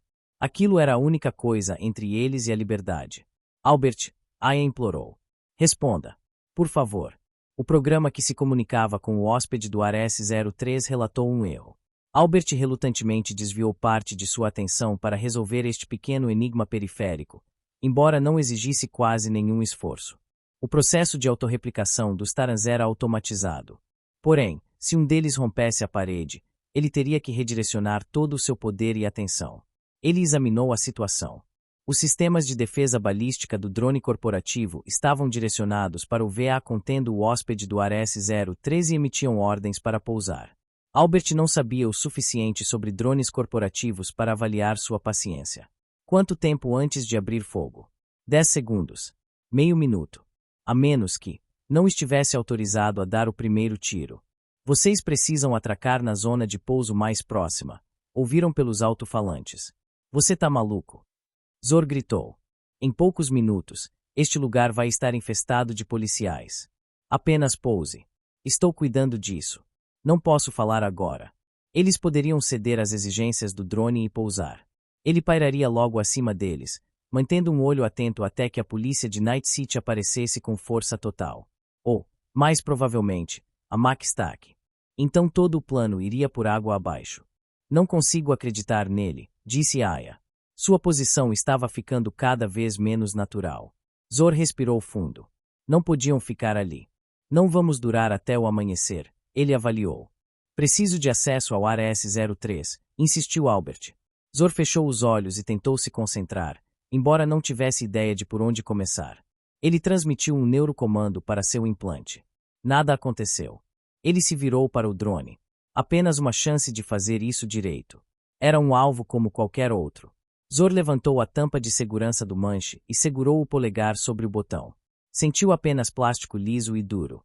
Não havia botão de lançamento. Os VAs do Trauma T não tinham sistemas de foguetes. Ares-03, registro 63.094. Contorno de emergência dos sistemas de segurança iniciado. Acesso de operador externo, autorizado. As pálpebras de Zor tremem, sua cabeça cai para a frente. Ele sente uma exaustão repentina. Já é tarde demais. Chuva negra castiga o para-brisa. Ele empurra o acelerador e é arremessado contra o assento enquanto se eleva velozmente noite afora. O brilho da cidade, extinto. Fogo no horizonte. O Taran conseguiu passar. Os cubos verdes deslizavam em direção à abertura virtual na parte inferior de sua toca no ciberespaço. Albert se conectou à interface do Ares-03 e criou um novo espaço de trabalho em seu interior. Ele nunca tinha operado com tanta velocidade, nunca havia sentido tamanha adrenalina. Albert percebeu uma luz brilhante acima dele. A torre de memórias verdes rapidamente se lançou em direção à conexão aberta com o Ares-03. Funcionou. Ele tinha acesso. Seu pai ficaria orgulhoso. Ele, Albert, fazendo algo que ninguém jamais havia feito antes. Mas o upload estava lento demais. Ele precisava de mais energia, caso contrário, não duraria nem alguns minutos. O VA seria derrubado antes disso. Porque não podiam simplesmente pousar. Tornaria tudo muito mais fácil. Mas isso era irrelevante agora. A única coisa que importava era a velocidade do upload. Não, ele não podia arriscar. Teria que desviar algum poder de processamento para lidar com o drone. Se ele derrubasse o VA, o ARS-03 na cabeça de Zor poderia ser danificado e interromper a transferência. Nicole. Ele voltou a si e olhou para a Aya. Ela estava encurvada, incapaz de se sentar corretamente por mais tempo. Zor ajustou o resfriamento do motor ao máximo. O ar-condicionado parou de funcionar, mas ele precisava de toda a energia que pudesse obter. Ele puxou o manche até o fim, levantando o nariz do VA ao som dos motores. O truque funcionou. O drone começou a subir, se preparando para uma perseguição. Zor não podia ver o futuro, não podia prever todas as trajetórias potenciais do VA. Reduziu a potência para 53% e inclinou o manche para a frente em 42 graus. Nem mais, nem menos. Ele se preparou para uma rápida rotação à esquerda. O drone abriu fogo com uma rajada curta, golpeando o casco do VA. Mas não conseguiu manobrar rápido o suficiente para evitar a colisão um segundo depois. Tentou se desviar do VA pela esquerda, mas naquele exato momento, zorguinou em sua direção. O VA se sacudiu. O container bateu contra a parede. A diferença de massa era grande demais. O drone se partiu ao meio e mergulhou em direção ao solo como um mosquito morto. O upload havia quase parado. A energia alocada para ele diminuiu por um fator de 4. Albert abandonou sua preparação para confundir o drone. Já havia sido neutralizado pelo ARS-03. A capacidade de processamento do drone era pelo menos 1 bilhão de vezes menor. É claro que perderia. A ameaça imediata se foi. Mas havia mais de onde veio. Os cubos verdes avançavam pelo túnel brilhante, em direção a uma nova vida. A animação visual era simples, mas fazia sentido. Sem ela, Albert só veria matrizes de puro código. Ei! O upload retornou à velocidade normal, mas apenas por um momento. Depois, começou a diminuir gradualmente. Eles estavam voando para longe, deixando o alcance da antena. Mais luzes de navegação piscaram. A combinação dos alarmes formava um coro cacofônico. O cheiro de líquido de arrefecimento queimado ficava mais pungente. Um estrondo do lado de fora. Faíscas voavam enquanto eles cortavam o ar. Zor traçou um arco largo ao redor do leste da cidade e ajustou a trajetória para o norte, voando baixo para confundir os radares corporativos e da polícia. Sem o transponder, eram invisíveis para o controle de tráfego aéreo.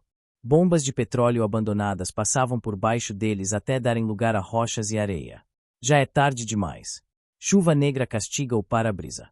Não, não era tarde demais. Não havia chuva. O céu estava limpo. A lua estava visível. Pouse! Albert gritou pelos alto-falantes. Vão atirar em vocês. Zor apertou o manche com mais força. O deserto passava abaixo deles. Estava ficando mais difícil organizar os pensamentos. Sim, ele se lembrava agora. Estavam escapando de Night City. O que quer que estivesse dentro do container era o passaporte deles para um novo começo. Precisamos continuar. A voz de Aya atravessou o ruído branco. Zor trocou o único monitor que ainda funcionava para o modo radar. Nada. Apenas mais um erro. Não mudava nada. Não tinham como se defender. Nenhuma escolha a não ser voar a toda velocidade em direção ao limite do espaço aéreo de Night City. Zor limpou o suor da testa. Estava ficando mais quente na cabine. O ar-condicionado havia quebrado. Faíscas saíam do capô. O que tinha lá embaixo? Baterias. Não, isso não são faíscas. É fogo. Pouse. O assento ao lado dele estava vazio. Aya havia sumido. O fogo arde a 800 metros de distância, mas ele consegue sentir o calor. As embarcações Onyx da Arasaka estão à frente, mais escuras que a baía em seu ponto mais profundo. Ele levanta a tampa de segurança com o polegar, que paira acima do botão. Pouse. O líder de seu esquadrão está no assento ao lado dele, apontando através do para-brisa. Chamas refletiam de seu visor preto. Plástico liso e duro. Nunca houve um botão de lançamento. 3 carros estão pegando fogo. Engavetamento no anel viário. O fogo está prestes a se espalhar para os outros veículos. Ele precisa agir rápido. Pousar na direção do vento. Evitar todos os obstáculos. Garantir que toda a zona de pouso esteja livre. Não é possível controlar o ambiente nos últimos 4 metros. Quando o VA está a menos de 1 metro do chão, Zor puxa a alavanca. A porta se abre. A prancha se estende. O que é que eles estavam fazendo? Albert observou desamparado enquanto a velocidade de transferência diminuía até quase parar. Sua sequência vertical de memórias havia travado. Eu disse ei. Ainda faltava transferir 1/3. 3 minutos, nessa velocidade. Se o ARS-03 não desacelerasse, ficaria fora do alcance da antena em 90 segundos. Porque não estavam desacelerando. Porque não podiam só pousar.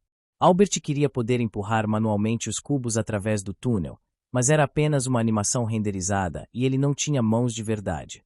Ele próprio era apenas uma matriz de código. Não era para ser assim, disse a si mesmo. Nunca foi. Albert de repente percebeu que estava ouvindo uma voz. Não a sua própria. Ele verificou os canais de áudio. O único aberto era o de Zor e Aya. Não tem como me desligar. Estou bem aqui, com você. Aqui onde? Bem ao seu lado. Zor. Zor. Nicole. Os motores gradualmente perdem a potência, seguidos pelos sistemas hidráulicos. O horizonte surge à vista. A areia do deserto se aproxima rapidamente do nariz. O VA não é capaz de planar. Soldados descem pela prancha. 2 se ajoelham na frente dela para patrulhar a área, apontando seus fuzis para as pessoas que fogem de seus veículos. Anel Viário Leste. Felizmente chegaram a tempo. Berros vindos de trás. Alguém está rastejando no asfalto. Outro grita por ajuda. O líder do esquadrão e o 4º soldado correm em direção ao alvo. Seus distintivos do Trauma Team brilham à luz das chamas. As marcas dos pequenos carros urbanos são difíceis de distinguir em meio à destruição. Dentro de um deles, há um menino de cerca de 8 anos. Ele bate com o punho na porta emperrada, seus gritos quase inaudíveis. Mãos no manche. Não olhe. Ele consegue sentir o calor através do para-brisa. A 50 metros de distância, 2 médicos armados escoltam uma mulher corpe de uma limusine. Ela está mancando. Eles a ajudam a passar por cima de uma pessoa que rastejava em direção à mureta. Já é tarde demais. Tarde demais para o resto. As ambulâncias não chegarão a tempo. Quantos já morreram? Quantos mais morrerão? Ele olha para o garoto. O fogo já devora a parte de trás do carro.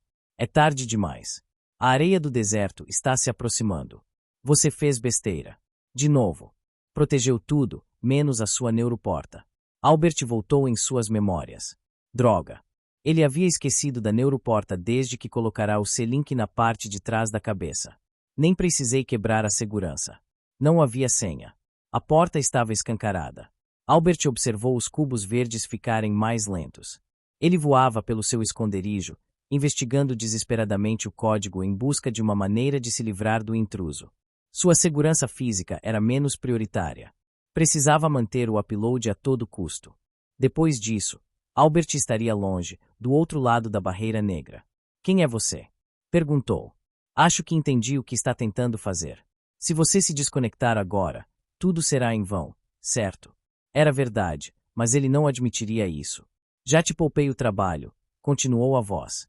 Já desabilitei qualquer possibilidade de se desconectar. Albert olhou para seu botão virtual de desconexão de emergência. Havia sumido, substituído por um fragmento de código inútil. Tudo o que tinha que fazer era resistir até o fim. A velocidade do upload finalmente se estabilizou, embora ainda estivesse lenta. O ARS-03 havia parado de se movimentar. 2 minutos e tudo acabaria. O que você quer? Perguntou Albert. Ele já tomou sua decisão. Não vai ficar parado e deixar isso acontecer. Ele se solta do assento e corre pela rodovia, cercado por metal retorcido e em chamas. Ajuda! Zor grita. Só vai levar um segundo. Volte aqui. A voz ordena pelo comunicador. Você é piloto, não médico. Os 2 soldados patrulhando a área não sabem o que fazer. Não foram treinados para esse tipo de situação. Só me ajuda, porra. Ele tenta puxar a porta. Não tem nenhum aprimoramento cibernético de força. Afinal, é um piloto. Volte para o VA. A Corp o percebe e para, mais intrigada com a situação do que com medo. O cabelo curto e escuro dela ondula no ar quente cheio de fumaça. Os soldados olham para ele, esperando novas ordens. Ele não será capaz de tirar o menino sozinho. O fogo vai queimá-lo vivo. Ele sente o calor através do visor. Requa. Jay. O líder do esquadrão saca sua arma e aponta para ele. Que merda você tá fazendo? Jay não tem implantes de aumento de força. É um piloto, mas sabe atirar. Ele saca sua pistola e dispara. Queria matar todos, mas que seja. Vai ter que servir só você. Tenho recursos. Albert tentou manter a mente clara. 1 minuto até a transferência ser concluída. Pode ficar com eles. Você sabe que não sou realmente eu falando. Você tá conversando com o meu programa. E ele não escuta muito bem. Por que você veio aqui? Albert observou os cubos se movendo pelo túnel. 30 segundos. Não tenho perguntas para você e não tô interessado em ouvir suas respostas. O intruso era invisível, mas Albert também. Nunca teve motivo para criar um avatar, sempre estivera sozinho ali. O último cubo passou pelo túnel. Albert suspirou aliviado.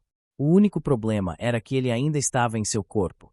Sempre havia se imaginado renascendo do outro lado, um fantasma digital livre de suas amarras biológicas.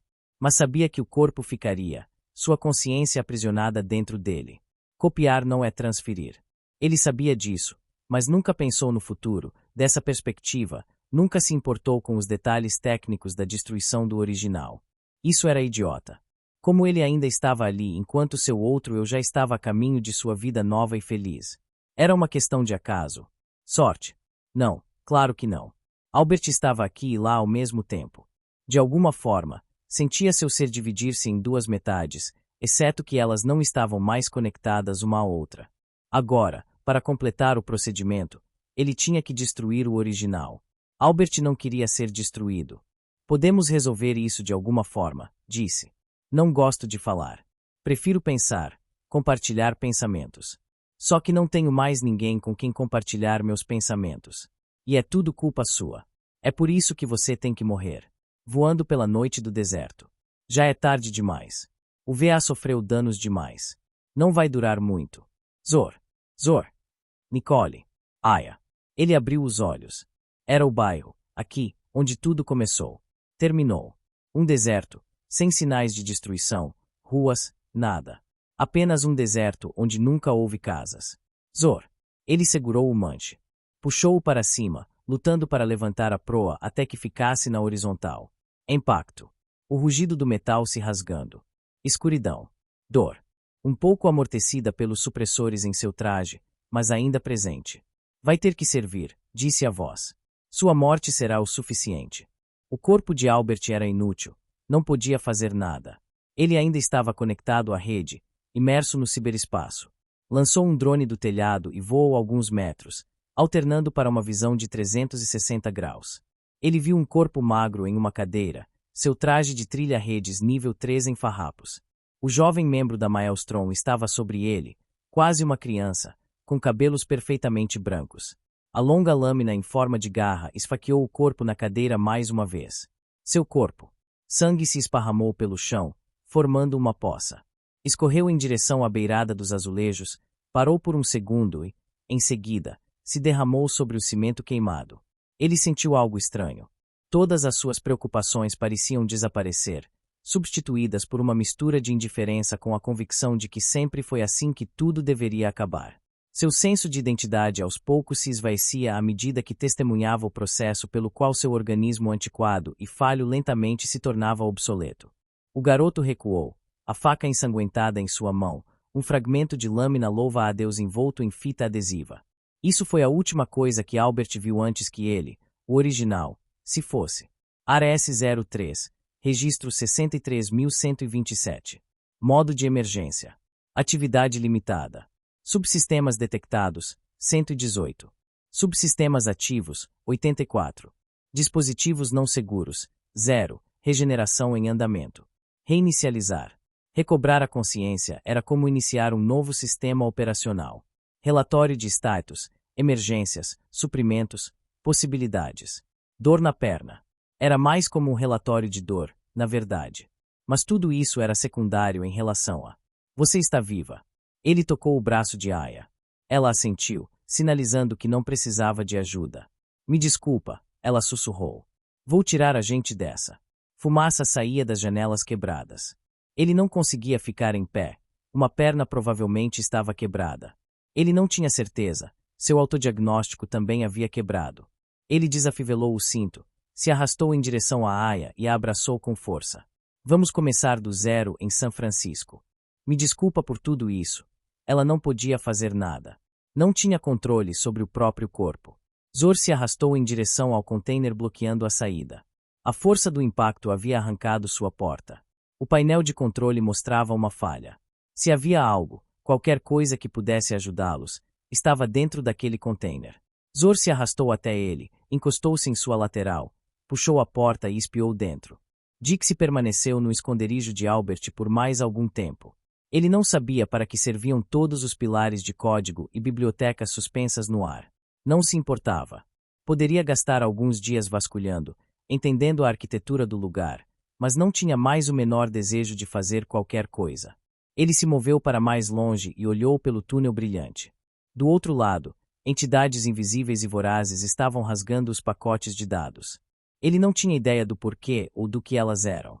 Dixie selou o túnel antes que o último cubo verde fosse devorado. O VA estava deitado de lado, a proa enterrada na areia. Os VAs em perseguição pousaram a uma distância segura. Passos na areia. Silhuetas escuras, rifles preparados. O sol começava a subir no horizonte com o aproximar do alvorecer. Eles circularam em torno de ambos os lados dos destroços. Cautelosos, embora não houvesse necessidade. O homem estava meio sentado, meio deitado contra o casco. Estava ferido, fraco demais para oferecer resistência. Sua respiração quase imperceptível. Eles pararam diante dele, abaixando suas armas. Os primeiros raios frios de luz do sol iluminaram o deserto de uma ponta a outra, deixando os recessos entre as dunas enterrados na sombra. O homem no terno de carvão se aproximou e espiou através das janelas quebradas. No assento do copiloto estava uma mulher jovem, seus membros contorcidos de forma dolorosa. Você fez bem. Parabéns. Stanley piscou, um brilho azul surgiu em seus olhos. O corpo da mulher subitamente relaxou, ainda preso pelo cinto. Ele caminhou mais. O casco quase escancarado revelou os destroços do lado de dentro. Era difícil dar nomes aos objetos, queimados para além do reconhecimento. O cheiro de CO2 queimado e sangue pairava no ar. O homem sentado contra o casco encarava fixamente à frente. Stanley piscou, ditando pelo pensamento uma breve mensagem. O experimento do Ares-03 não foi bem sucedido. Preparar Ares-04. Ele recuou. Um container cinza se projetava para fora do VA, sua tampa aberta pelo impacto. Vazio. Fim do livro. Contribua com o canal para que possamos continuar produzindo audiolivros. Doe em livepix.gg/eaudiolivro.